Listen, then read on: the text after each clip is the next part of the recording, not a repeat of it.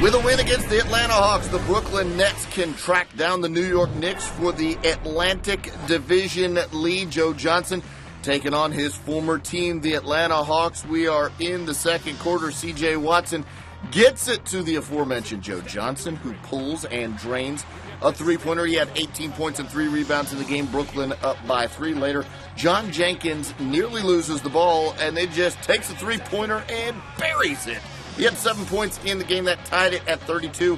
Later in the second quarter, this is Josh Smith, Atlanta's star, working his way to the basket, spin cycle, and the two-handed jam. He was 9 of 14 from the field, but Brooklyn in front 49-48. Darren Williams driving to the basket, and loose ball falls on the floor. Tough fall there for Darren Williams. We go the other way, but yeah, the concern here is Darren Williams falling on the floor. He would leave the game, but he did return, so that's the good news for Nets fans. Third quarter action, Joe Johnson to Darren Williams. There he is, knocking down the jumper. 18 points, 8 assists in the game.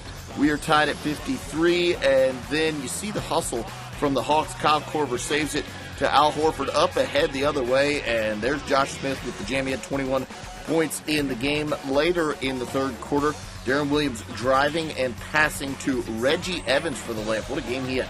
14 points and 22 rebounds, but Atlanta up by a single. Later, fourth quarter action now. It's Al Horford driving, and perhaps a bit lucky, flings that one up in the air, gets the basket and the foul. He had a huge game, 22 points, 11 rebounds, but Brooklyn up by a pair. Watch it one more time. Yeah, that's a rainbow shot right there. Again, Brooklyn 77, Atlanta 75. Josh Smith outside for a three-pointer. He was efficient from the deep land in this one. 2 of 3 from range in the game. 91-83, Atlanta in front, and then Al Horford finishing it off.